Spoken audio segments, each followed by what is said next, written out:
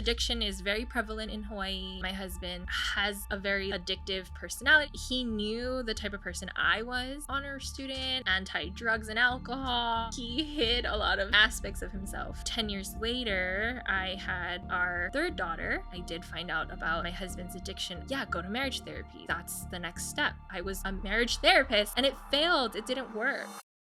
I'm Travis Purdy,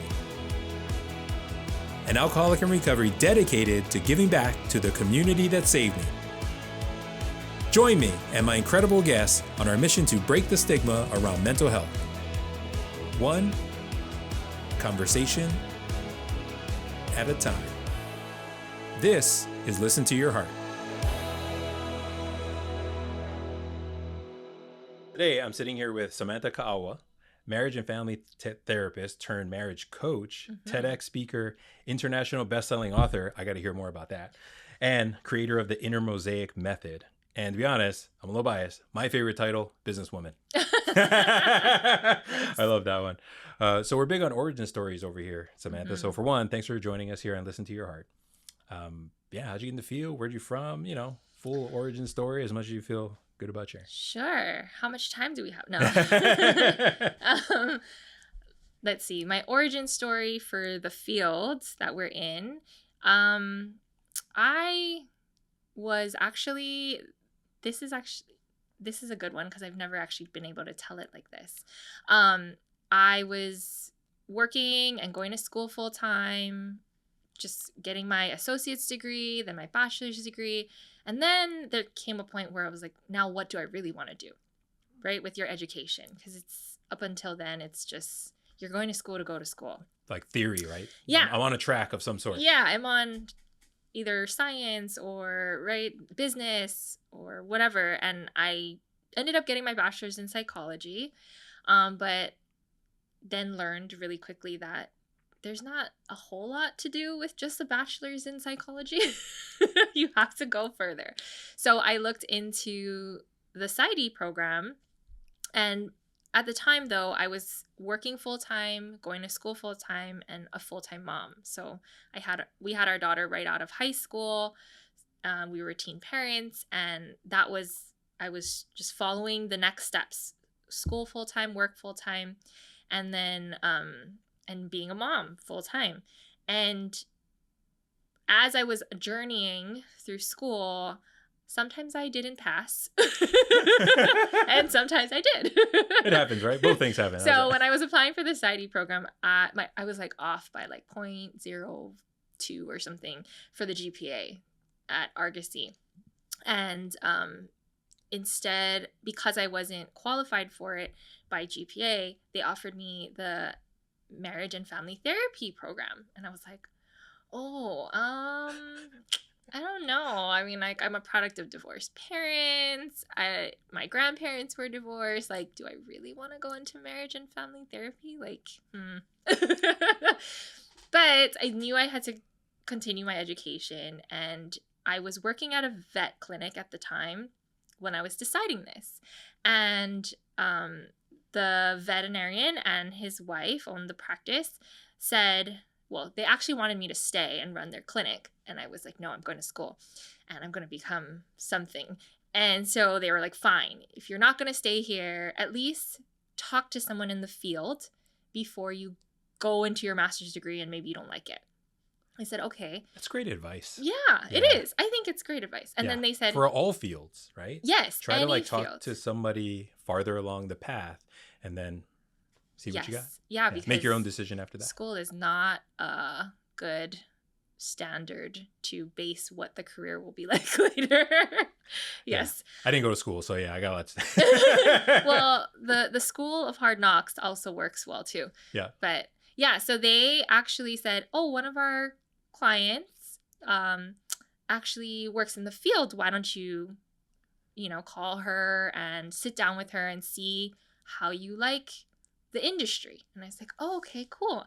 And the coolest part about this story and how it's so full circle is that it was Dr. Nikki Wright. I forgot about this. Yeah.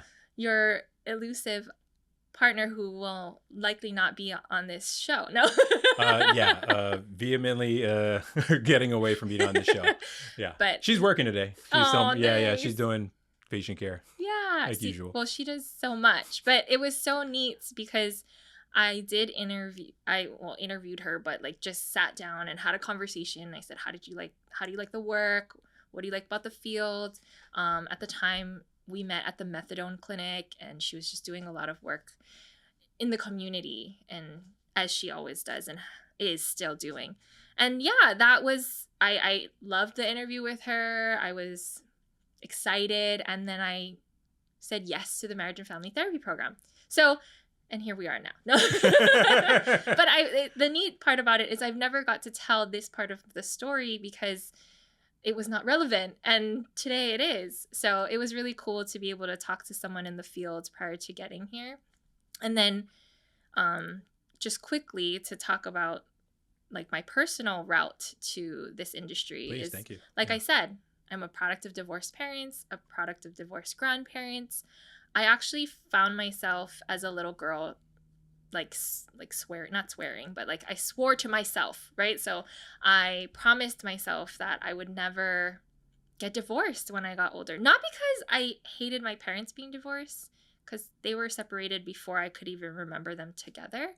But it was just the fact of the complications and the complexities of being in blended families. My mom got remarried, my dad got remarried, I had half siblings on both sides, and you just don't feel like you truly belong anywhere because you're the one in the middle. Can I ask you about that? Yeah, sure. Because I know I've got plenty of friends over the years, classmates and things like that, that also come from divorced parents or have divorced households, but I've never talked to them about it. So it just kind of hit me since I'm sitting here with you. Like, was there anything like the other kids, like if you can, the kids treat you any differently, any of that stuff, whether it's high school or middle school?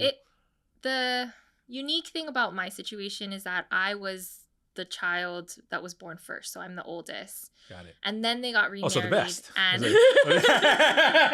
so I'm the oldest child. So yeah, sorry. Okay. I couldn't help. The oldest, and then they got remarried and had more children. So it wasn't like a blended family where each side had children and then they came together. I was the only child for both. So all four of the parents that kind of then branched out, they had more kids after that. So the closest sibling I have is 8 years. Oh, so wow. My sister is 8 years younger than me. So it really was almost like a whole nother generation. So the challenges I felt were more with my step parents than they were with my half siblings, because I didn't have any step siblings. So yeah, that felt more like a challenge to me. However, on my dad's side, my dad and my stepmom had 2 girls, and their youngest girl is only 1 year older than my oldest daughter.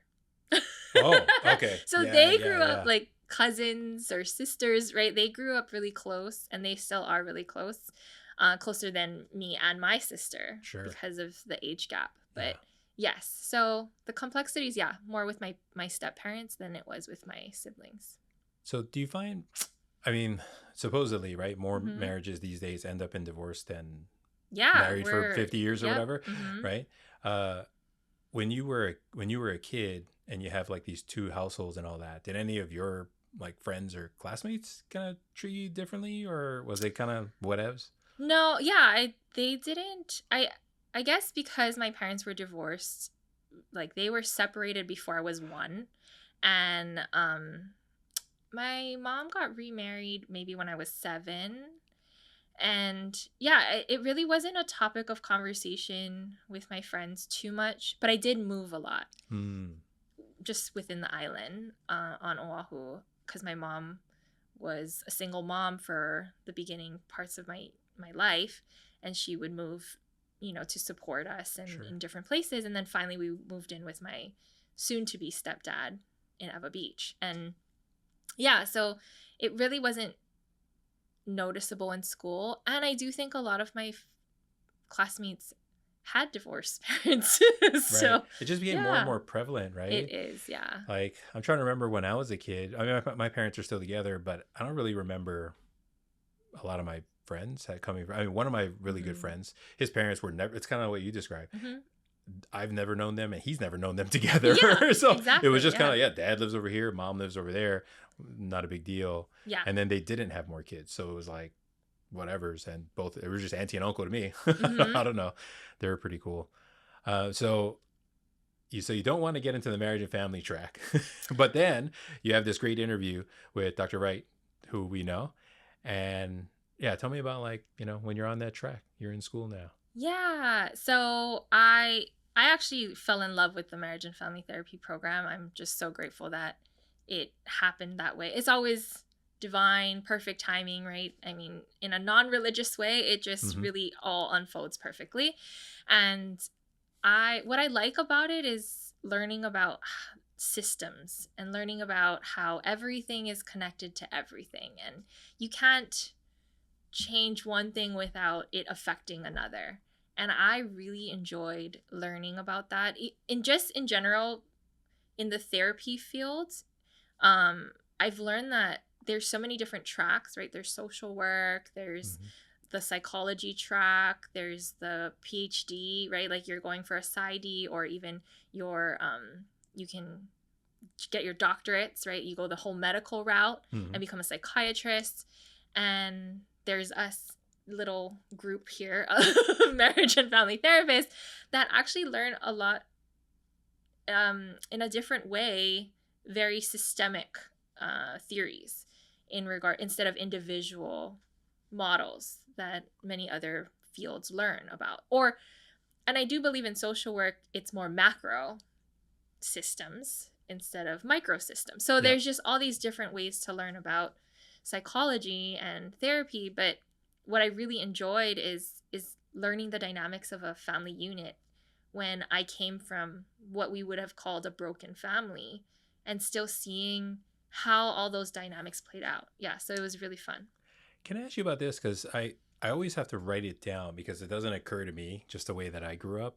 But I went to this thing on the continent on the East Coast and I met some like, born and raised in America, mainland America, like Asian Americans. And I guess we have a ton of Asian American, Native Hawaiian, Pacific Islanders here. And you know how, like, especially for the Asian American population, there are the three jobs you're supposed to get, right? It's either like doctor, lawyer, and engineer. Yeah. And then, of course, there's just the cultural thing, Native Hawaiian, Pacific Islander, and many others, not just us, about talking about your problems Hmm. and your feelings outside of the family Yeah. unit. So when you share with your family about working towards psychology, probably going to be a therapist, was there any, like, how was the reaction there? Any kind of weird pushback or questioning or? Yeah, that's a great question. I don't think I got too much pushback because I was going to get my master's degree, and they're just such advocates of education that they were like, Sure. "Great." Yeah. Master's degree. Awesome. Great. Yeah. Do that. Yeah, but so I mean, I've gotten like my family's very sarcastic, and that's our I was like I would say like Is that your first that's our language? yeah. Okay. That's my first language is sarcasm.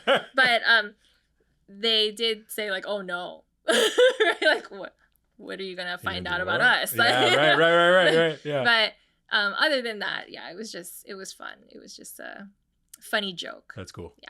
So when you're in your master's program now, marriage and family, because I didn't go to school and I work with a lot of therapists, but didn't actually go on the track.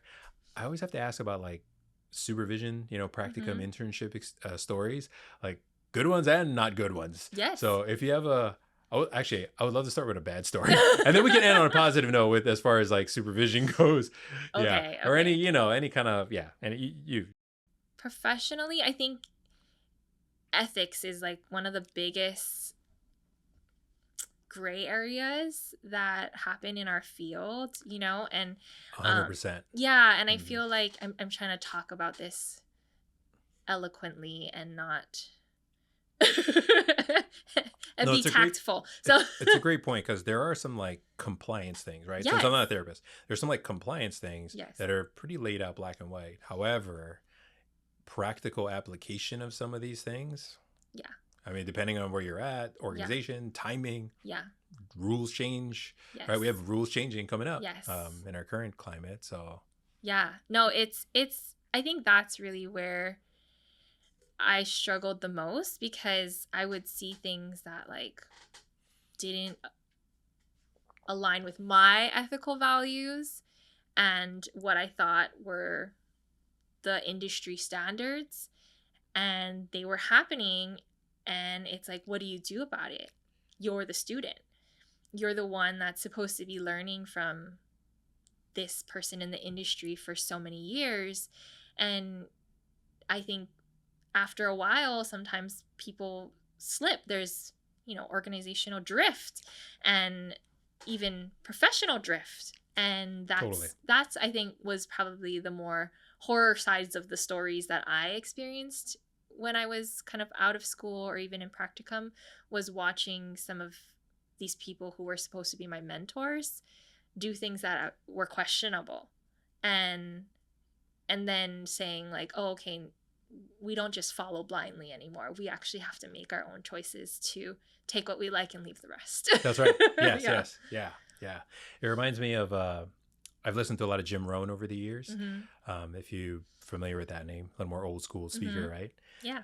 But he says that all the time, be a student, not a follower. Yes. So I actually think about that quite often because of the way that I am and I grew up. I'm a little bit probably too self-reliant, like I just want to go look stuff up myself. I want to learn it on my own versus like asking for help.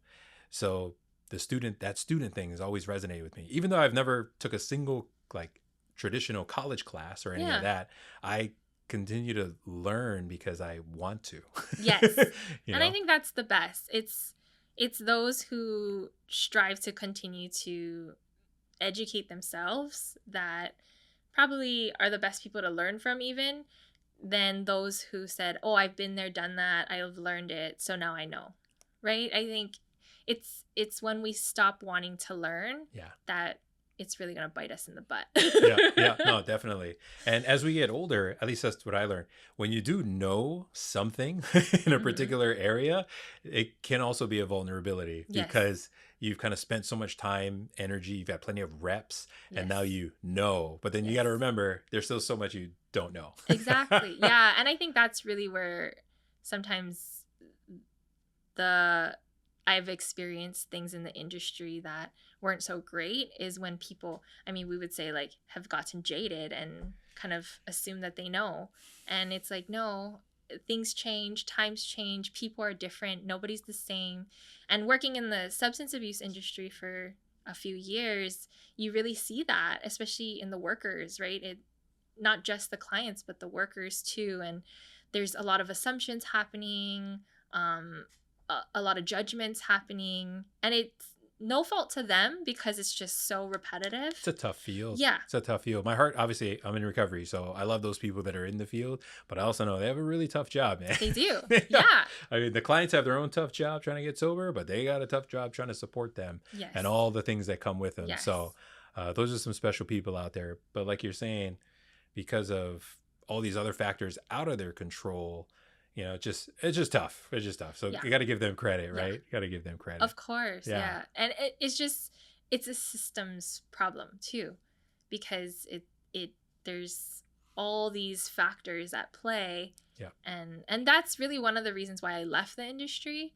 The last place I worked was Women's Way, so Salvation Army Family Treatment Services, and I told the ladies, I'm not leaving to leave you, because they were like, you're leaving us, you don't want to help us, right? Like the guilt trip, of course.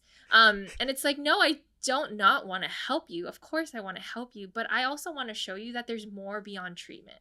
That if we're upset about a system and about the way that it's broken, then the best thing we can do is do something about it and not complain about it. So I'm going to keep moving forward and find different ways to come back and support the community and do it by example, right? Not just by complaining. I'm a huge fan of that.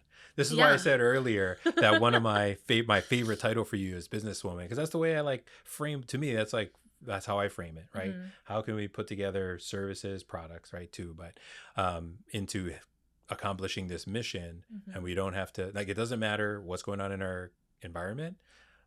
politically, economically, any of that stuff. Like, what can I control and how can I make it better? Exactly. So that's, Yes. I mean, yeah. So anyway, yeah, thank you so much for mentioning that. And you know what, before we talk really about, you know, marriage and all those things, Sure. I would love to hear a good supervision story, because I would love to shout out any awesome supervisors that you've had. That would be really great. Yes.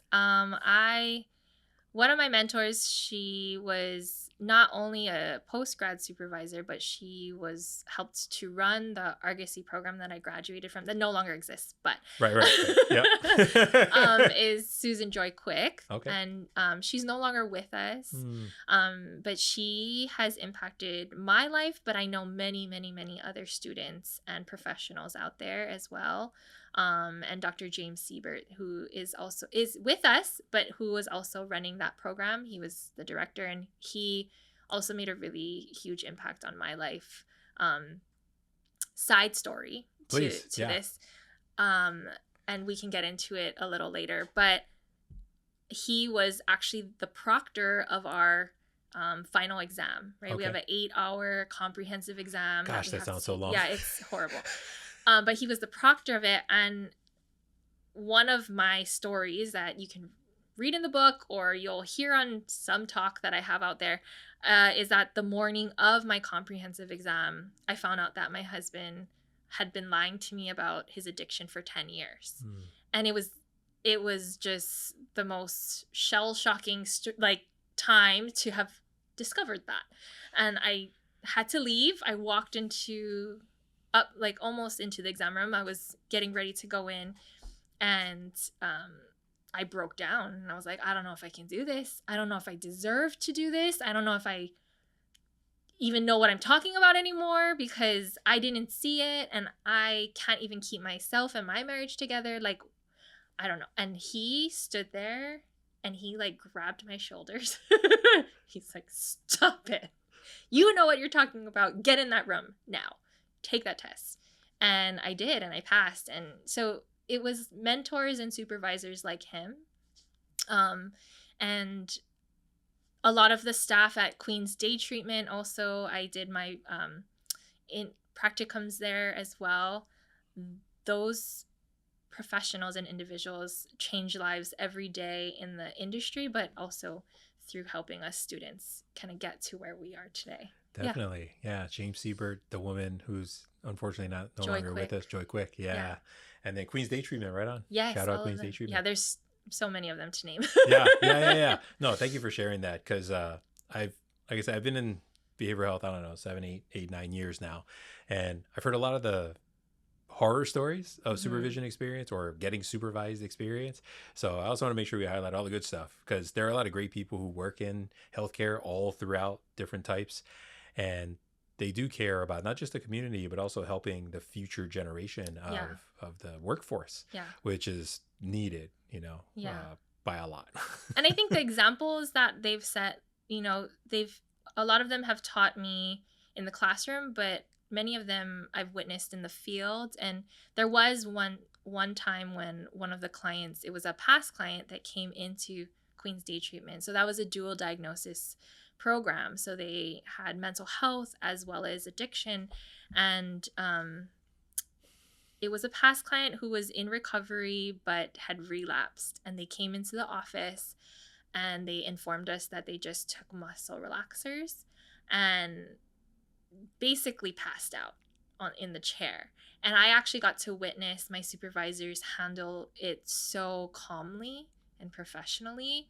And although I do think that I do well under pressure and emergency situations, it was nice to witness others not panic, go through protocol, call for help and get the help that they need without everyone screaming and running around like chickens without a head, right? So I think those were really big success stories for me when it comes to supervision. Excellent. Thank you for sharing that. Yeah. I feel like I have to ask you now about finding out about your husband. Yeah. I feel like I kind of have to. No, you don't have to, but you can. I feel like I have I'm to. an open book. And you don't have to answer, but no, I'm an open book, and it's already in my book. So okay, great. It's okay. Okay, yeah, okay, great. Yeah, shoot. Yeah, so my husband and I have been together since high school. We actually went to the same preschool, and our parents went to high school together. It's crazy. So the history is long. But we dated in high school, and then we got pregnant with our daughter, Leilani, and gave birth right out of high school. And I didn't know at the time, but my husband has a very like addictive personality, but also I know the type. but also comes from a history of addicts. Same here. Yep. And not diagnosed addicts, but just right. Addiction is very prevalent in Hawaii and lots of families. And he knew the type of person I was when we first started dating, which was I was an honor student, I was an athlete, I was anti-drugs and alcohol, I was right like all the things. Yeah, all the that things. he wasn't. So he hid a lot of aspects of himself from me, because he wanted to be with me. So fast forward to 10 years later, I had actually had our second and third daughter while I was in grad. So Jaslyn, our second, was born right before I started my master's program at Argosy. Okay. And then we had another surprise baby. So we have two surprises in one planned baby. I always say this. They know this too. I was going to say, they must know. They right? know. Yeah. And Hazley surprised us, and I gave birth 15 months later to our third. Wow. In grad school. And I think I gave birth on a Thursday, and I was in class on a Saturday. Because I was like, you miss one weekend, you fail. And I was like, I'm not failing my master's degree. Like, this is too expensive to fail. So, yeah. So I had all three of them. And then it was time for a comprehensive exam. And then I did find out about my husband's addiction. At that time, I was working at Hinamalka because I got a job before I finalized my degree. And I actually came home and threw his substance of choice was marijuana. And it's really controversial here in Hawaii because they're like, it's just weed. What's a big deal? Natural, and I was like, right? Yeah. It's not the drug of choice. I don't have a problem with alcohol. I don't have a problem with weed. Technically I don't have a problem with any of the drugs out there. You know, it's just, I hear that. They're inanimate. How They're just there. Used and how it affects you.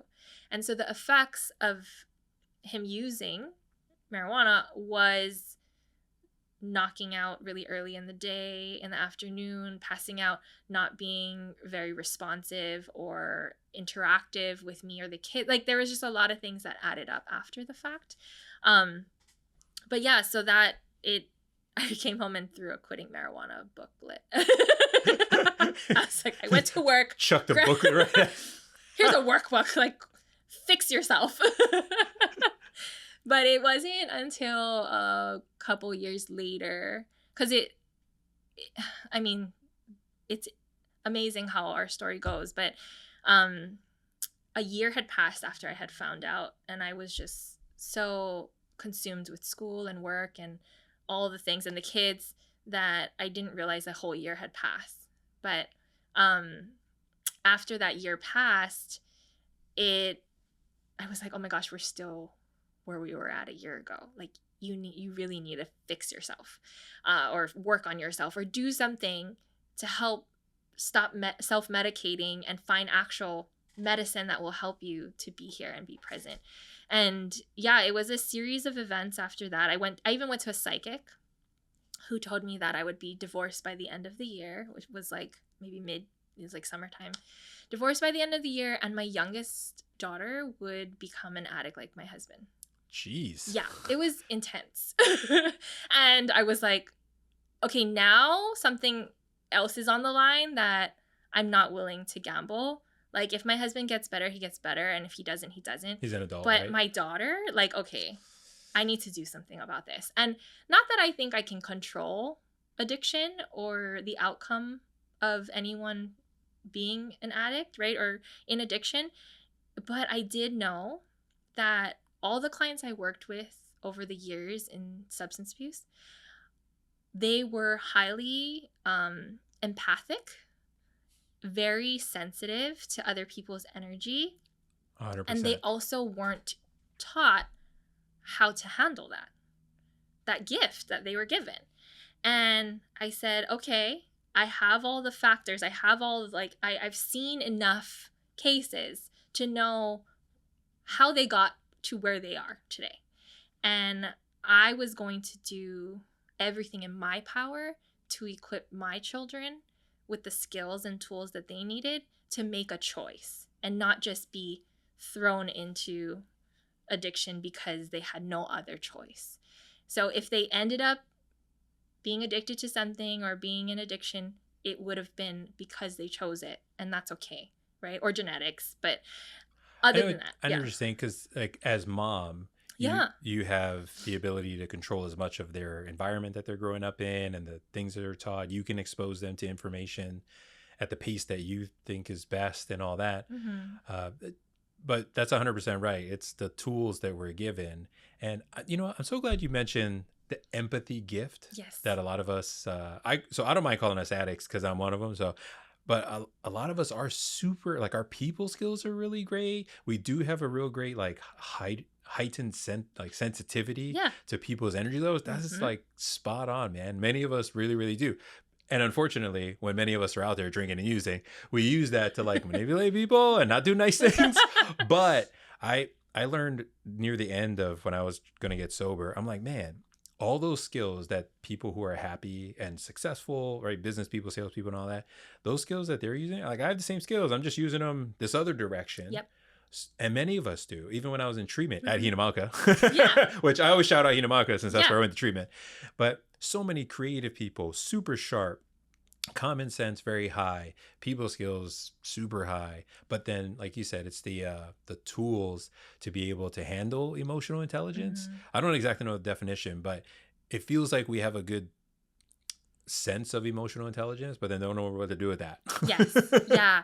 I think it's the regulation. So it's high emotional intelligence in a sense of the feeling parts of it. Like you feel really intensely, but it's like, how do I control that? Like, how do I actually say, can I turn it off for a minute? When you're bombarded with constant emotions and you're very sensitive to other people's energy, and you're surrounded by people who are just high anxiety all the time, of course you're going to take that on and want to shut it off and numb it out and tune it out somehow. And if, oh, wow, this beverage in this can actually, or bottle actually works. Like that toned it down a little. So let me try a little bit more, or let me try, maybe this will work better, or maybe that will. And it's just experimenting to figure out a way to turn even the sound down, right? Like it's just this constant feedback, constant energy. So yeah, I mean, I think that had we taught all of these individuals from a younger age that they can have control over the input that's coming to them, they maybe have made another choice, right? They're at least like more prepared, right? Yeah. Like they would have more experience with the tools other than drinking and drugs. Because I mean, those are instant. You don't need a lot of training. You don't need you just boom and you're good to go. Yes. So yeah, no, thank you for bringing that up. So husband addiction, you throw the booklet at him, and then he didn't do it. Okay, and then like a year goes by. So like a year goes by. He finally. Okay, so it was like a year that went by, and then he finally said, like, okay, I think I need help, because I had told him he needed to stop, and he said he did, which I was like, whatever, I'm not focusing on you, but you need to quit, and you need to cut it out. And he said he quit, but then he finally said, I need help, found a therapist, and then came to me after his first session and said, I had relapsed for the last 7 months. So he really wasn't clean for maybe more than 3 months. And then, he went to therapy for a little while. Not all therapists are created equal. And not all of them, this is what I learned, unfortunately, is not all of them know about addiction. No. And know how to treat it or even understand it the way that the people who really know. Yes. And even people in the industry. So he did find a therapist that specialized in substance use, and but it's partially his fault. Like, I don't blame the professional 100%. You know what? Okay, I'm gonna edit this part out, but just because I'm thinking about it, and I don't want to. Yeah, we'll edit this part for sure. Edit this part out. There's a guy I randomly saw once, and he was in the field, and it was not that good. It's just like random conversation. So I don't know if this guy is the guy that your No, it's not husband the saw. same guy. Okay, My husband saw a woman. a woman. Okay, who- okay. Anyway, yeah, it sorry, was- I couldn't help it. I just had to No. like kind of. Oh, there's plenty people. There's colleagues that I've worked with that I'm like, Yeah. you should not. Be in Like this field of we work." took. But Totally. Sorry. Yeah. We totally got it. I couldn't help it. We're talking about, substance use counselors in the field, or not, people with their CSACs who are like therapists, right? Whether PsyDs or whatever. to be honest, Yeah, I think yeah, there's yeah. a quarter of the profession that Yeah. should not be in the profession. That's real though. There's, and it's like a kind of like what you mentioned earlier. It's kind of a mix where sometimes it could just be the result of the system being. So me personally, I hate to call it broken, but let's just say it's not efficient. Yes. Or as effective Non-efficient. as Yes. it could be. Yes. But this and they just get worn down by that. That's like kind of where I try to lean into, and then also the clients. Working with drug addicts and alcoholics like me, I know we're not always the easiest to deal with, which is why so many people leave that, right? Like they Sure. and they're just like, I don't, and some of them they want to help in different ways. Others are like, I never want to see those kind of folks again. Yes. And I don't Absolutely. begrudge them either way. No. Both of those categories. But I get it, but also you can't stay that way. No. Yeah. Like there's still responsibility for us. So Yes. anyway, sorry. And no, you're fine. Went on And that tangent. it's okay because it's true. And for my husband, like his therapist at the time told him, okay, I think you're good. And I was like, good. Have you talked about this trauma and that and your mom and your dad and your like, and he's like, no. And I'm like, what? You're not done. It's like more work to do, man. Yeah, let me talk to this person. He's like, oh, I have a therapist at home and I'm going to. But He's like, I don't want to sign ROI. You can't talk to her. But we finally got to a couples counselor. So we went to a marriage therapist that was referred by his therapist, because at this point I was like, I can't At like have a say. already. Yeah, like Yeah. I was an impasse, but I also like knew like if I had any say in some of these next steps, he would be more resistant to it versus if he found I made him find his own therapist. I made him find like our own marriage counselor, because I was like, you have to be the one to pick, not me.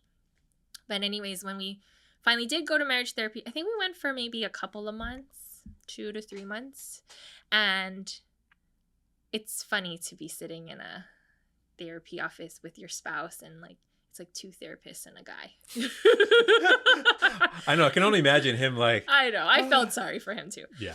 But in my head, I kept saying, don't take my side. Don't take my side. Don't take my side. Right? Like I'm trying to like Yeah, 'cause we don't wanna tune him telepathically out, right? tell her, Yeah. don't take my side. Right. Because I knew he would, the moment she took my side, it was over. Right? Threw his hands up like, Yeah. see, this is like rigged or And whatever.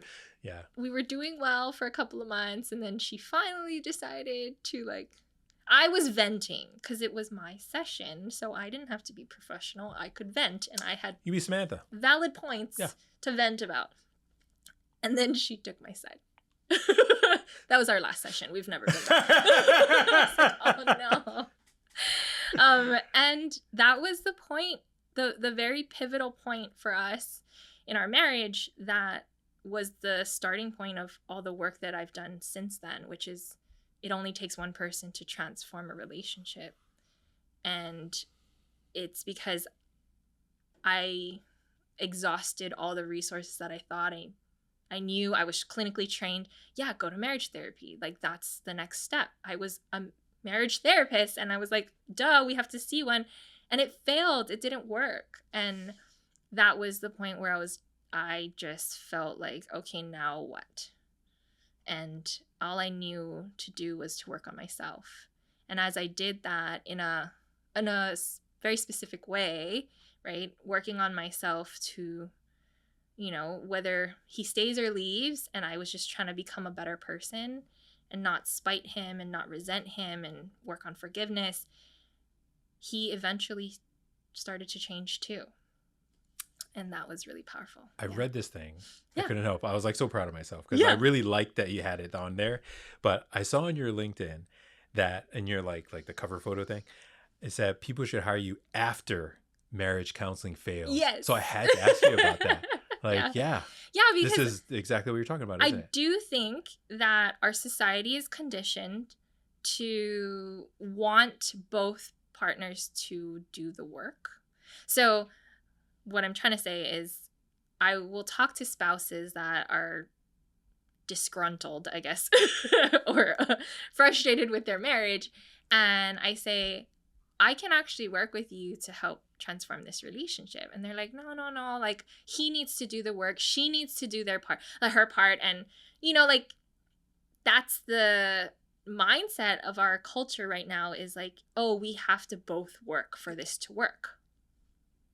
I hate to call it, but it sounds like transactional. Is that kind of like the sense that when, like in these conversations, is that the sense you kind of get? Like, oh yeah, I'll work on it, but they got to work on their part too. Yes. Like that. It's very transactional, but it's also, it's not fair topic. It's not, why do I have to always be the one to do the work? And I mean, I have answers to those questions, but they don't like to hear them, right? Sure. Because you're the one with the problem. Like, that's why you're the one working, right? Does your spouse have a problem with the marriage and how it's operating right now? Probably not as much as you do. So they're comfortable. Interesting. Okay. And why would they work if they're fine with how things are? They're not going to. So I always say, like, whoever has the problem is the one that likely has the work, right? Yeah. And it feels so contrary to what they believe. They are like, no, he has to change. No, she has to change. She's the one being stubborn. She's the one not doing their part. Because it's not just one gender or another. It's both, right? Like, right. I have both clientele. But yeah, it really, in the beginning, it is so transactional. And until they actually witness marriage therapy not working, sometimes they're not ready for what I do. What you do. Mm-hmm. Can I ask you a little bit about like the stigma of people asking for help with their marriages? Sure. Yeah. I would assume it affects people by, them taking a really long time to ask Mm-hmm. for help. But what do you think we can do to like reduce some of that stigma, really help that out? Yeah, I mean, I think talking about it in general really will begin to help. I think the social media era that we're in really helps too, because people can watch this in private. They can consume content and hear all the stories that other people are going through, their life stories, and commonize how hard relationships actually are. They don't have to be, but most people see the highlight reel on social media, right? And they're like, oh, they're doing great. They're such the perfect couple. They're so happy all the time. And behind closed doors, they're not, right? So it's a double-edged sword, because they could think that most people are happy when they're not. And then, but on the other side of it, I think continuing to create content like this for people to consume on social media will help people to normalize the struggle and normalize getting help. I think it really is a societal issue where we need to start shifting the norm and being able to talk about it. Totally agree. And I think on the mental health front, that's kind of been going on for however many years now. So little by little, right, those conversations keep growing. And then as our younger generation's getting older and they have more impact on maybe their own kids and all those things, mm-hmm. right? Hopefully over time, including this conversation about needing help with your marriage, like no one's marriage is perfect, and that's okay. Yeah. And something came to mind when you were saying that is there's been a divide, I think, in our industry between professional and client for many years, right? I was taught this in school. Don't disclose things. Don't talk about yourself. It's about them and not about you. And I think it really sterilizes the experience. The experience, the relationship, and it does create pause in people wanting to ask for help, because they're like, I'm going to have to go into this room, not know anything about this person, and spill my heart and my guts and everything ugly and gross about me, and know nothing about them. And that's intimidating and scary, right? Versus, I think what people do value in how I work with people is I tell them my story. I share with them my marriage struggles and all the pitfalls and the ways that it didn't work. And they appreciate that because they have an insight of who I am and the fact that I've walked the walk, right? Or the talk even, like instead of just learned it in a textbook or in a classroom. So I think if I were to advocate for anything, is obviously not over disclosure. Like I don't disclose things that are irrelevant to them, just like I'm chit-chatting with a friend. With your friend, right? Yeah, yeah. But yeah. if it's relevant and it's a learning and a teaching story, I think it is okay to share our own life experiences and divulge some more personal information than what we're being given permission to do in our field. Interesting. Yeah. I appreciate you sharing that because I work with and meet a ton of different therapists.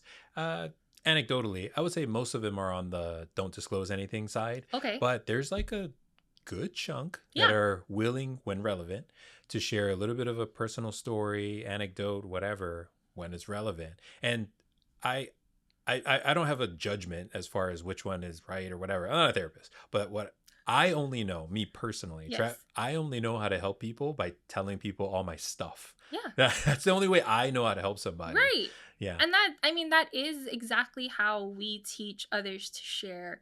Even in treatment, when we were in treatment, we were use a lot of I statements. I statements. All about them I statements, your own experiences. Like you're not giving advice, you're just sharing your story, and maybe they can take something from it, right? And you can tell them what you learned from your own story, and that can help another person. And that, I think, is something that we teach in, like, we're taught to teach the clients, but are we truly modeling that as clinicians? You know, and I do think that gap can, I would love to see that gap close, and that we would be more open and honest, because it actually requires us, for us to be open and honest with our clients without doing any damage. It requires us as clinicians to be doing the work. And there are many clinicians that are not doing the work themselves and just focusing on their clients. One of our, it's a mutual friend, but I interviewed her for the podcast. Yes. And that was one of her things. She was all like, if you're a therapist, get a therapist. Yes, I know who you're talking about. You know who I'm talking about. Yeah. So, and it's true. Yeah. Like, I mean, you got to work on your own stuff. That's what she's a proponent constantly, of. Right? Yeah. Like, and it's, I mean, it doesn't have to necessarily be a therapist. It could be a coach. It could be a mentor. It could be anyone that can give you honest and valuable feedback, right? That can continue to help you to grow. Yeah. But it really is the pitfalls of our industry is that's not a requirement. Yeah. Let me ask you about, because you're a marriage coach now. Mm-hmm. What are I don't know, what's the most, let's say, top 2 or 3 things that you help out? Because primarily you help individuals first, and then do you ever do I do couples still, couples as well? But I prefer working with the partner who has the problem, but reaches also out first. reaches out first, but also the one who is willing to do the work. Normally the one who has the problem is the one who's willing to do the work. They just want their partner to do work too. But it takes longer when the spouse who's not ready is a part of the process. So I'm going to assume this is relevant because I wanted to ask you about the inner mosaic method that you've crafted. Is that where you take like these individuals on? Is that kind of... Yeah, it is more of an individual model. I do have more of a marriage model, but this inner mosaic, it really is an eclectic model based on internal family systems, narrative, solution focus, like just a lot of the systemic models that I learned in school, and even including some of the, substance use models too, bringing that in and just saying like, there are tons of different parts of you within just you, right? And each time we have a strong, emotional, impactful moment, another part is born. So, and it could be a positive, impactful moment, like having a baby, getting married, winning an award, doing something cool. and it could also have a negative impact on you, right? It could be losing a job, losing a loved one, right? There's tons of different strong emotional impactful moments in your life, but I like to say that these impactful moments create like another part of you, another almost persona of you, because that's when people become more guarded. They got hurt. They, right, like sexually assaulted, like even if to bring in some of these like really bad ones, and it built a wall.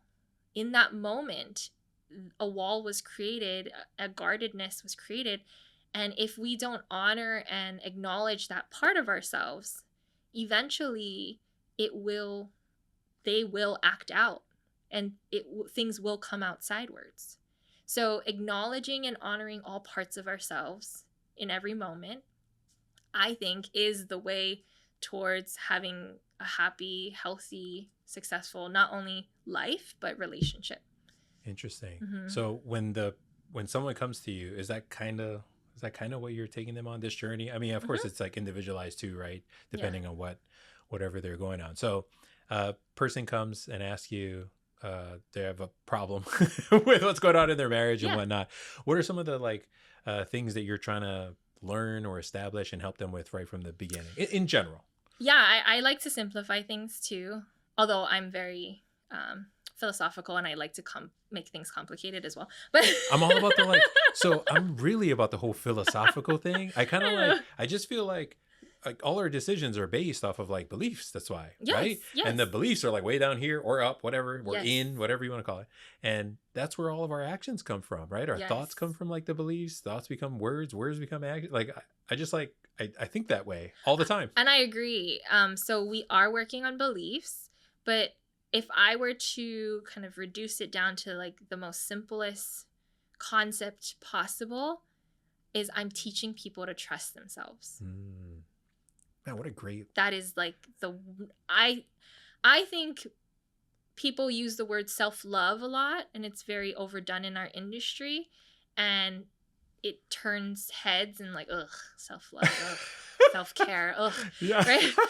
But when I say I'm teaching you not to love yourself or like care for yourself, I'm teaching you how to trust yourself. It has a different, I don't know, it hits differently. As soon as you said it, it like really did. It became very crystal clear to me. Dang. And majority, if I were to go out on a limb and say, like, if I were to simplify relationship issues, most relationship problems stem from a lack of self-trust. Not a lack of trust in their partner, a lack of self-trust.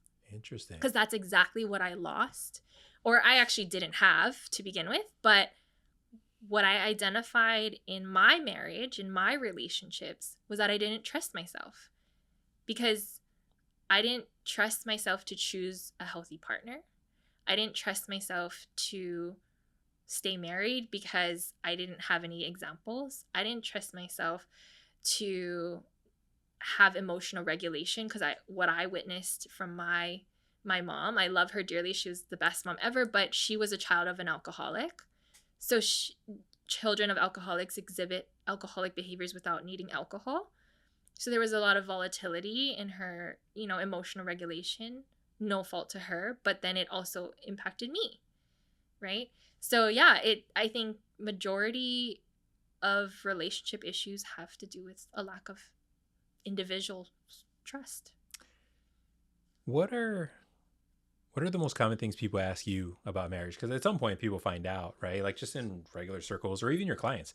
Like what are the 3 most common things people ask you about marriage? Communication is number 1. Okay. Like, how can we communicate better? Okay. Like, communication is not your problem. I mean, I always tell people that. I'm like, you communicate every day. Actually, thank you for that. The real follow-up questions, which is what I'm actually trying to get to, is what should they ask you?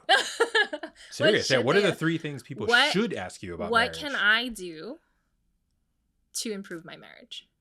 If the marriage is the goal main, point of complaint, then yes, what can I, or right, whatever the issue is like, what can I do to move myself in the direction that I would like, instead of how can we get him or her to listen better, which is common, right? But yeah, I really think that if they really want to create and evoke change in their life and in their relationship, they need to be asking questions that empower themselves to do something about it. Because it really is a powerless place. Like, you feel so powerless. I mean, addiction, relationships, like all the things, it's an issue of feeling powerless and out of control. And in order to feel in control, there needs to be a level of trust in yourself. It's not relying on other people. I mean, you can rely on other people. That's what treatment is for. You're relying on other people and trusting them and their guidance long enough until you can trust yourself and your own guidance, right? That's really the essence of treatment is, okay, I was making poor decisions, so let me let someone else show me what better decisions look like until I can make them for myself. Without them around anymore. Yeah. Same thing. Like for relationships, like people, the codependency that exists in addiction also exists in majority of the failed relationships in our society.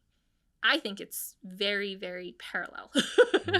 Right? So yeah, I think going back to your question is like, what can I do to better myself and my relationship? And, what are ways that I'm hurting myself, right? Like, what are the things that I'm doing that I need to stop? So what can I do? What can I stop? And who do I need to be? Like the inside, like what, it's not just like the actions, but it's also like, what parts of myself am I not listening to?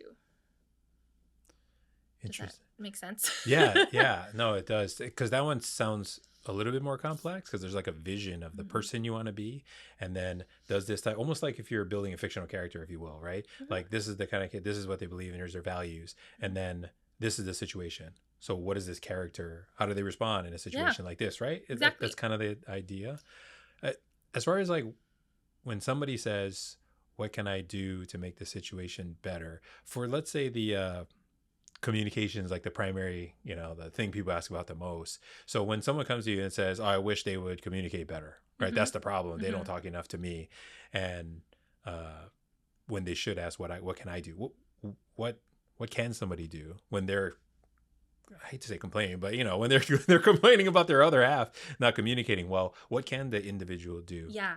And I think it comes down to something that we both like mutually love, is it has to do with beliefs.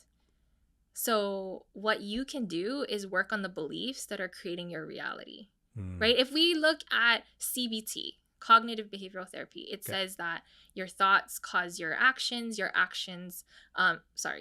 thoughts cause your actions cause your results, right? Like it really is just thinking to results, right? But thoughts cause your feelings. I missed feelings. Thoughts cause your feelings cause your actions cause your results.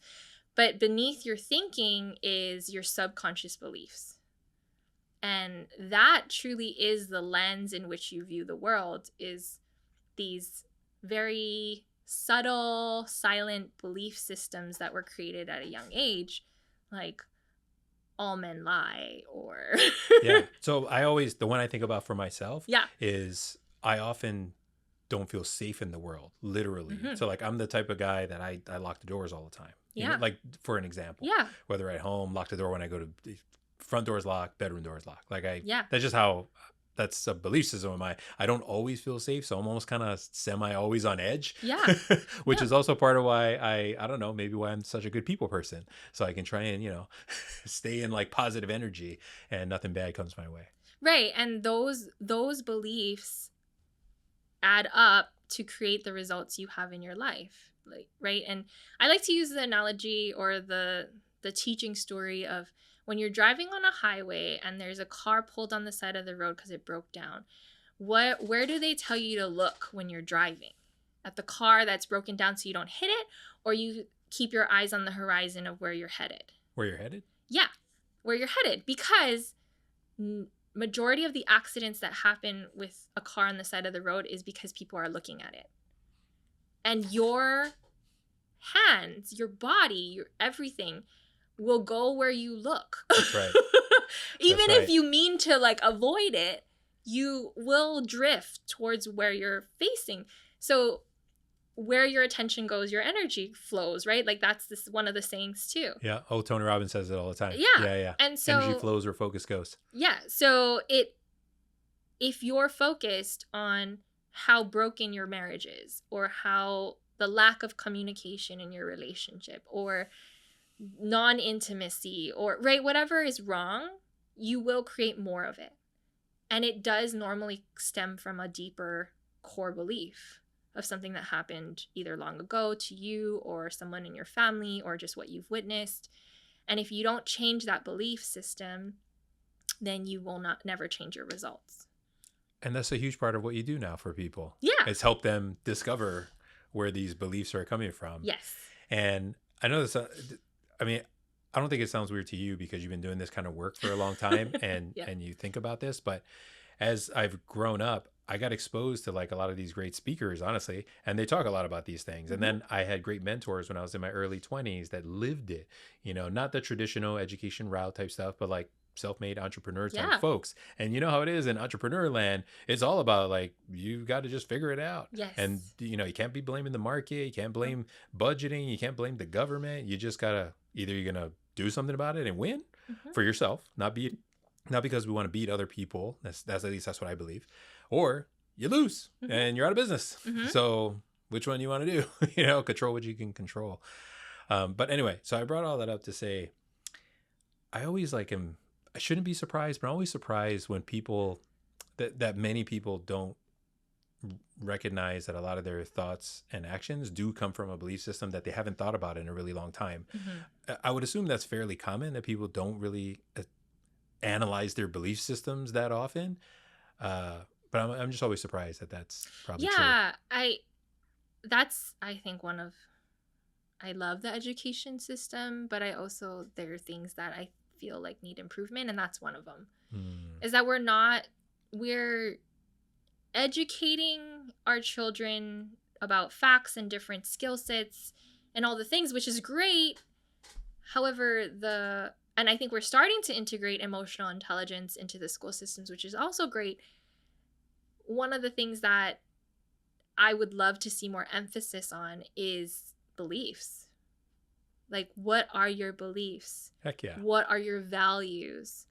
How do they impact your life today? And how will they impact your life tomorrow? Because as we lay the foundation of their education through elementary school, we could also be building a belief system that sets them up for major success.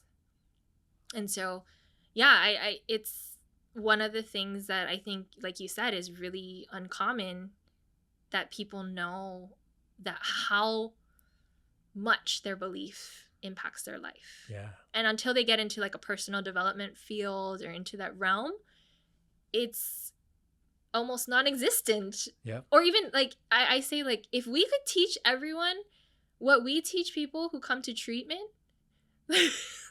we would have less people in treatment. Like, why aren't we teaching this before? Totally. Well, when I was in treatment, my first like 1-2 years in sobriety, recovery, and all that, it just kind of like, I kind of thought I knew the answer before I got sober, but I'm like, I'm still drinking all the time. So, but later on, I'm like, my opinion, the real answer is healthy living is actually the solution. And like, what does that mean? That means analyzing your belief systems, right? The things that are not going my way or don't serve me or don't help others, why do I keep doing that? Yeah. Right? And okay, I keep doing it because it's what? Comfortable? Why is it comfortable? Like, where'd it come from? Like, and that type of work to just try and establish healthy, quote unquote, or at least a belief system that's helpful to yourself and others that you care about. Like, that's the real solution to addiction, to unhappiness, right? I'm glad you brought up school, because wouldn't it be great if there was like a class about happy? Yes. Yeah. Here's how to be happy. That is Here's happiness. Great. And let's establish what that means, right? Because it does mean different things to everybody. Yeah. Yeah. I love that. You definitely should go teach. Gotta come up with a happiness curriculum. I propose it to every college, and do it, because it really is this elusive topic that people don't really know how to achieve is happiness. They think it comes from their job, the money that they make, their spouse, their dog. Right. I mean, Sometimes kids, right? People think like, yes, I'm gonna their my children. kid's gonna be successful, and that's happiness to me. And it's putting so much pressure on things that they have no control over, and leaving all of their happiness, all of their emotional well-being in other people's baskets. And that is setting yourself up for failure. Yeah. And what a lot of people have been doing in our society. So no wonder there's so many unhappy people, right? Yeah. And then there's the sneaky one, right, that I think about a lot, where like pleasure is like named as, you think pleasure is happiness, but it's not. It's like, it's pleasure. Yeah. Because if generally you're always not feeling that great about life, but you have all these different spikes of pleasure because of, for my case, right, drinking a lot, some pills. For others, it's drugs. For others, it's shopping. It's money. It's status. It's, unfortunately, for some people, it's making others look bad. Like, right, degrading other people. That makes me feel better. So that must be happy, right? Right.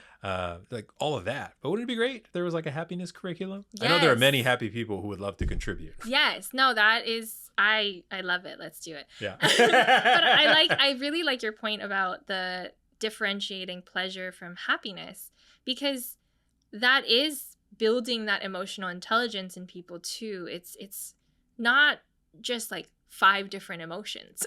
Right. There's all these different complexities, and pleasure and happiness live on a very similar spectrum, but it's not the same. And I think one thing that you're pointing out too is we live in a world of duality and of contrast. No one appreciates the day when they don't have night. No one appreciates the night when they don't have the day. And so we live in a very contrast world. And so in order to appreciate happiness and pleasure, we must experience sadness and, right, like darkness and maybe even depression and or pain and versus pleasure, right? Sadness and happiness. Like, these are things in contrast that allow us to have this beautiful life called the human experience, right? Or being a human being. But when we think that it's just so monotone of like, oh, happiness, pleasure, oh, it's all the same. So if I'm having these pleasure spikes, like you said, using substances, that must mean I'm happy. Actually, the most, like, many people that I've learned, right? Because addiction can also plague us with sugar and coffee. Yeah, totally. Social media. Yep. So it's not just Drinking and substance drugging. users. Yeah. But many of those people who are highly pleasured are, like you said, are very depressed. So they're not actually happy. Yeah. So, yeah. And I've come to kind of understand that whole realm, even if you're not using a substance, say, but there are other things to distract ourselves, make us feel better about our situation.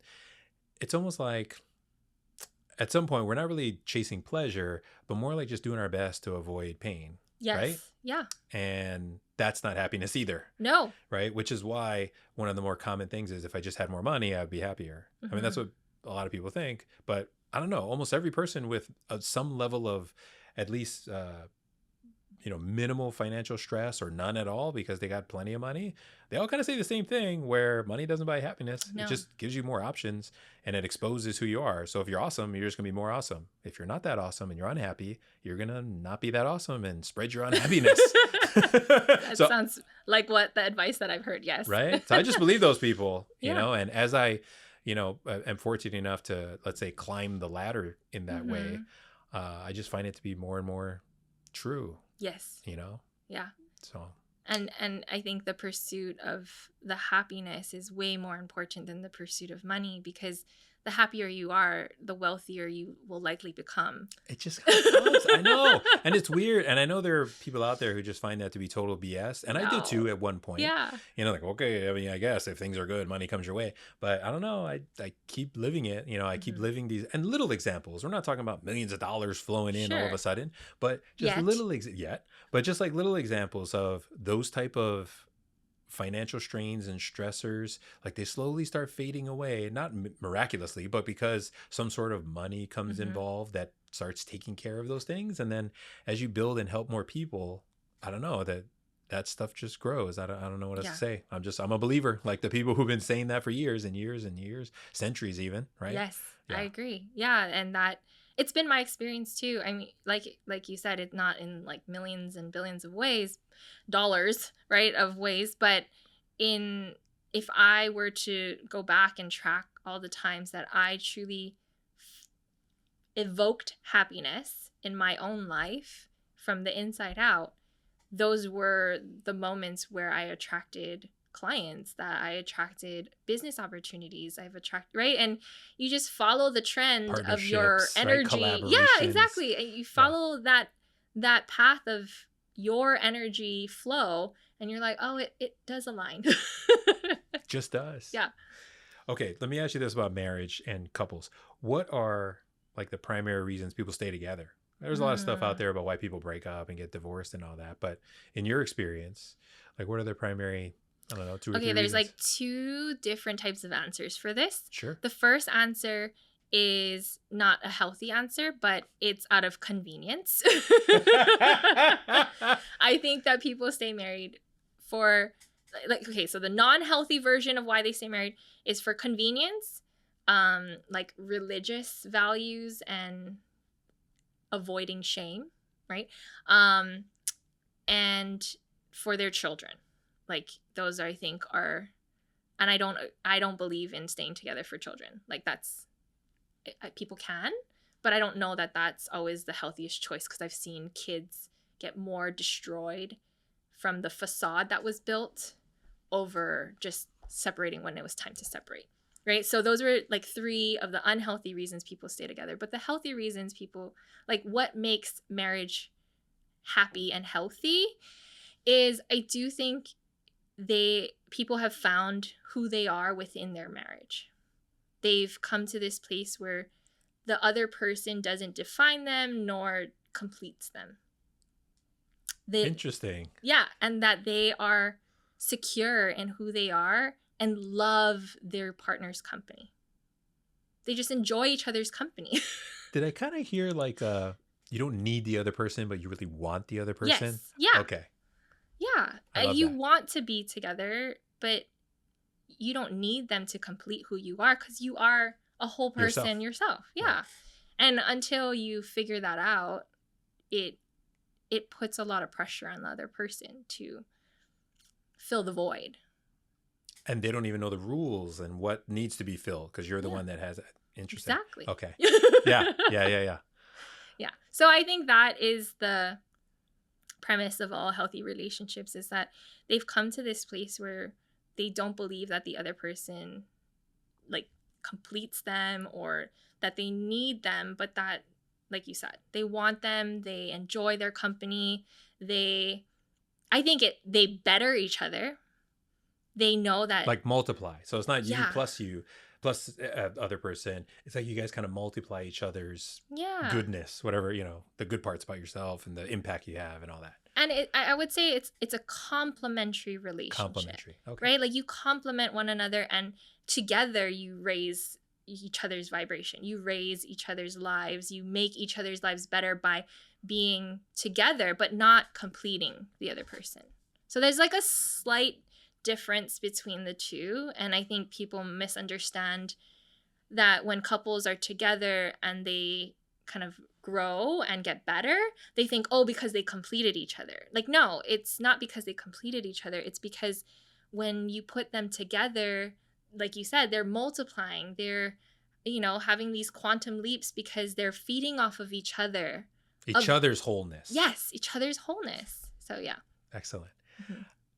Can we talk some practical advice? Sure. Okay, so someone in their marriage, what's like, if it's not going as the way that they would like, right?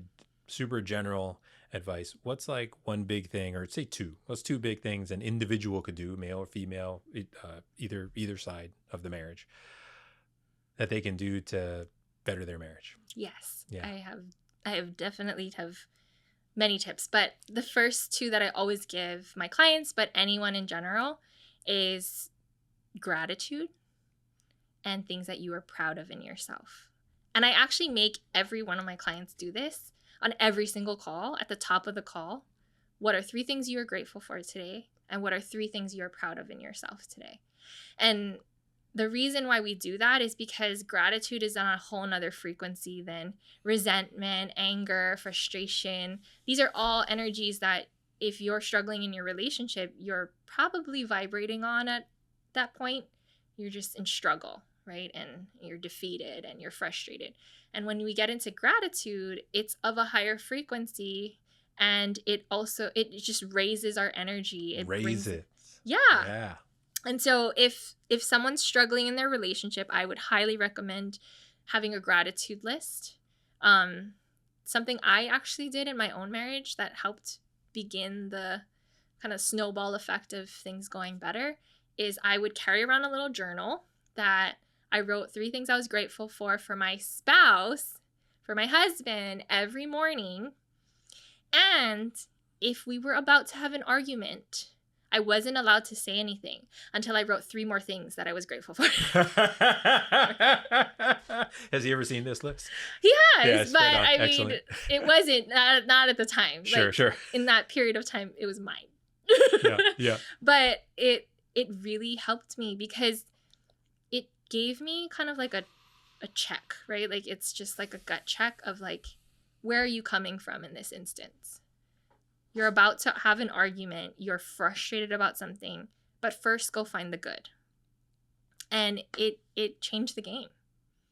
And not until later in my life, so past this point where I was doing the gratitude list, did one of my mentors start talking about things that I was proud of in myself.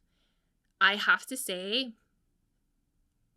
100% of my clients can do gratitude lists, and 99% of them have a really, really, really hard time doing proud ofs for themselves. Samantha, I'm feeling that. I'm feeling that right now as we're sitting here. I'm like, proud of list. Woo! I practice gratitude daily. Mm-hmm. At least I minimum think of one thing I'm grateful for every time I wake up. Good. It's like it's a habit now. But the proud of list. So try add that and see what happens. Okay, that's a tough one. Okay, and then message me one day to check me on that. Okay, I will. Wait, you said something. How's your proud ofs? Yeah. How's your proud ofs, man? Because that is something I think commonly in our society too, we don't do enough of. Right? We praise other people to some extent. Even that we can do better, but we praise other people. And so I think too, if you're talking about a relationship and marriage, oftentimes the praise in the relationship is like, and it's not just verbal praise. It's like, oh, I did this for them, or I washed the dishes for them, or I washed their car, or I took, I did something for the other person. And that was their praise. That was their thank you, right?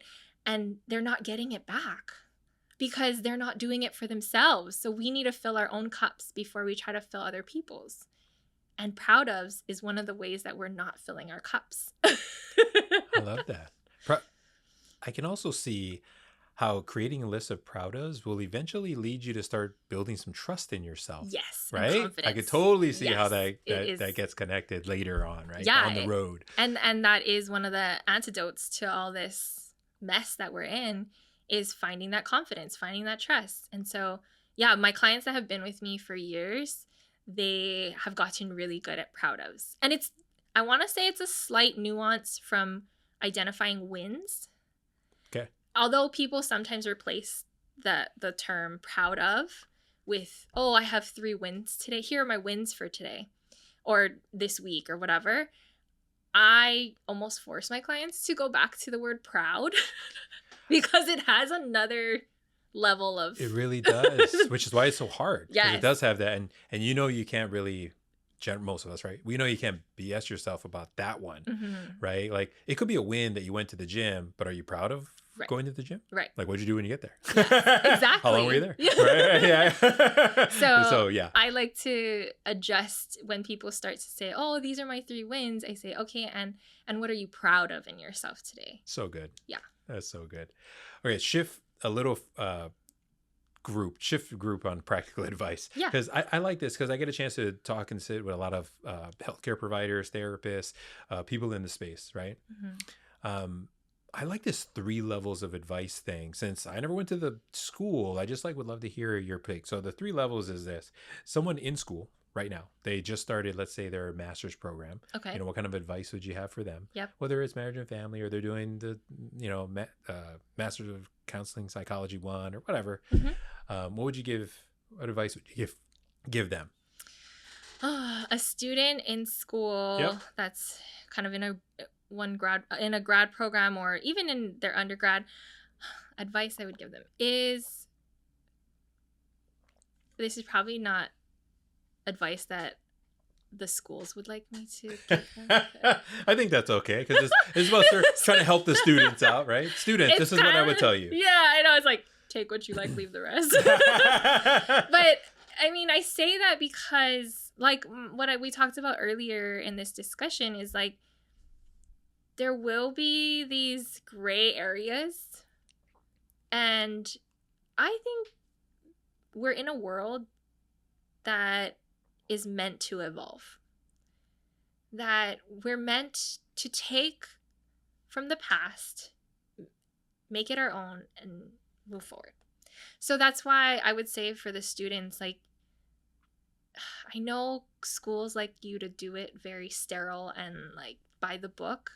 And yes, follow the curriculum so you can graduate, but That's true. But it really is, like, find yourself within all the things that you're learning. Like, find who you are and how that relates, everything that you're learning relates to you.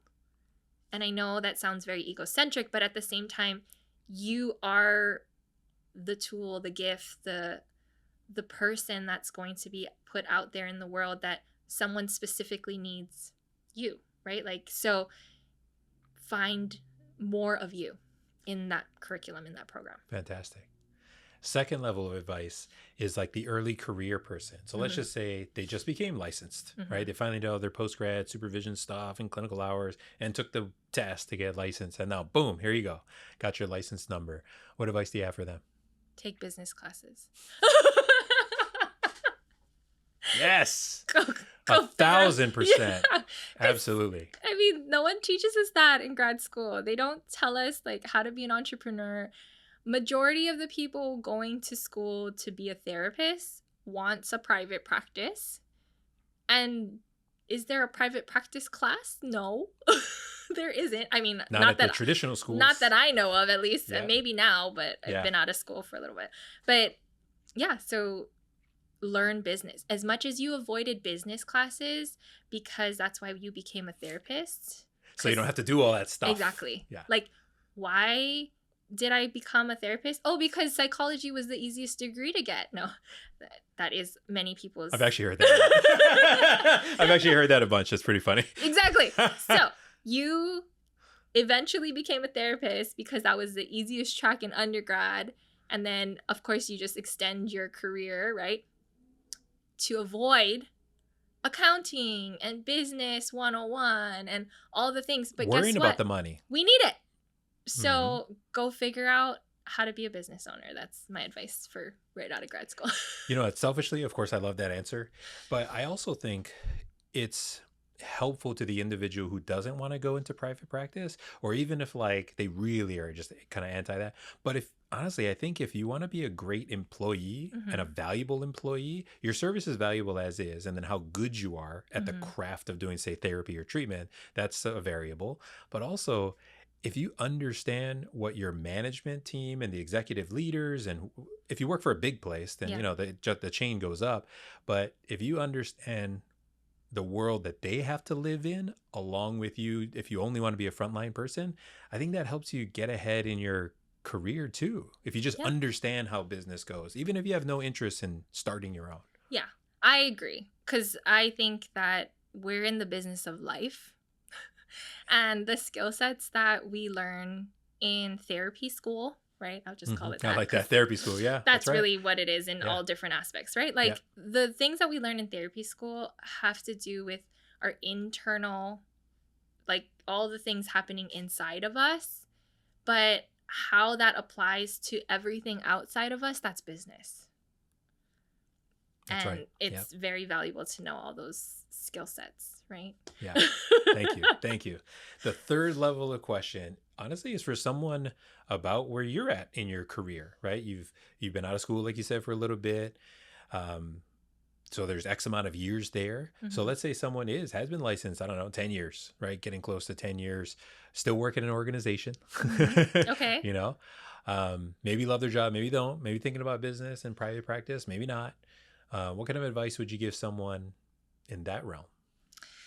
Okay, so I'm very intuitive when I answer my question. So sometimes it's on point and sometimes it's not. But the thing that's coming to my head right now is like, what is your legacy? You can work for an organization for 10, 20, 30, 40, 50 years. What is your legacy? What is it that you want to leave behind? What's your mark that you want to leave on the world? And don't put that on the back burner. Because I think there's so many people that just work to work and stay in either the front line or stay where they're at for so long, and they put all their dreams, aspirations on the back burner. And majority of us want to leave something behind for at least our loved ones, if not have an impact on the world, because that's really who's in this industry, are people who want to change the world. And so it's like, write the book, do the podcast, create the program, create your modality. Don't wait till you have enough money, till you have enough time, till you retire. Like, don't wait till all of that comes. Wait till the kids get old enough. Yeah, don't do that. Like, do it now. Do what lights you up now, because the more you put those things on the back burner, the more jaded you'll become, the more you will not like your life and your job, the more you'll be an unpleasant and unactually helpful and really effective clinician. Like, go be the example to your clients and live your life. Gosh, I love that answer. That was a great one. Heck yeah. Thank you. So before I ask you our signature question, our last question of the interview, I do want to spend just a minute or two telling you, or just kind of recapping like how we met and kind of like some good things. I just want to tell you some good things. Okay. Sure. I would just like to acknowledge you. So for one, of course, I appreciate you coming on our show. And I think it's hilarious how we met at a kid's birthday party. Yes, we did. A kid's like 1 year old birthday party. Yeah. Mutual friend, right? We don't have babies of that age running around and all that stuff. But our mutual friend, we think, put us on the same table because... Oh, on purpose. Right? Because she just knew we were going to hit it off and talk story about all these things. And I'm sure she didn't know I was going to ask you to be on our podcast, but I'm glad... No, probably not. Yeah. I'm glad we connected, so I could ask you. Yeah. And there's a mix of things, that I really appreciate about you, especially that advice you just gave about go do the thing, right? Whatever that thing is that's in your spirit. And I feel like we had like real good vibes and conversation about, like, of course, helping people, the helping profession. Of course, there's the whole, licensed therapy thing, behavioral health and all that, the clinical side. But then there's I have this service, this thing I put together, and I wanted to get it to people in a different way. So I love when people are about that, when people are about that business life, that entrepreneurship, that I'm going to go sell my stuff life. I'm all about that. So to meet someone, another, like a therapist person that's into that, because we have another mutual friend who's all about that kind of stuff. Yes. And those kind of people really fire me up just to be around. So I'm really glad we got to connect in that way. And of course, I appreciate how much you've shared, how vulnerable you've been about all these different things and topics, because there's so much value there, right? Because many people are married, many people, and even if they're not, they're in long-term relationships, even if they don't do the whole ring, the court thing and all that stuff. I mean, a lot of us pair up. Yeah. And there are, when humans get together over long periods of time, there inevitably becomes some conflict, and as we get older, we all grow. And two people together don't always grow the same way, right? So for better or for worse, we gotta figure out how to live with each other. So I love the nature of your work.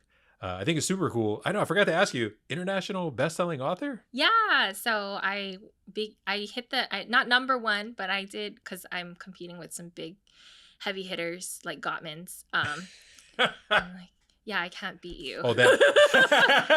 Okay, I got to number 3, I think, was That's the highest. so cool. But yeah, here, US and Canada. That's cool. What's the book about? It's Finding Beauty in Your Broken Pieces. And the subtitle is The Art and Science to Transforming Any Relationship. Excellent. Yes. Pick it up on Amazon, right? Yes. Yes. Yeah. Yeah. I took a look at it real quick and I'm like, oh man, that is so cool. And I almost forgot to ask you about it. Okay. So last but not least, let me ask you a signature question. Our show is called Listen to Your Heart. Mm-hmm. So Samantha, when you listen to your heart, what's it saying? Oh, I like that question. That's really good. What is it saying? My heart is saying to keep sharing my story, keep inspiring people to share their stories, because I think the more we do that, the more we connect with what we're guided to share, to do, to be, to have, all the things, the more we will evoke that in others. So it's just my spark to yours, right?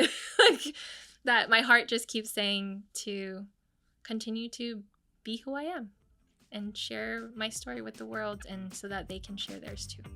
Thank you so much. And thank you for tuning in to Listen to Your Heart. If you'd like to help our mission, check out the link in our bio to visit our store or make a donation to our nonprofit, Imua Heart.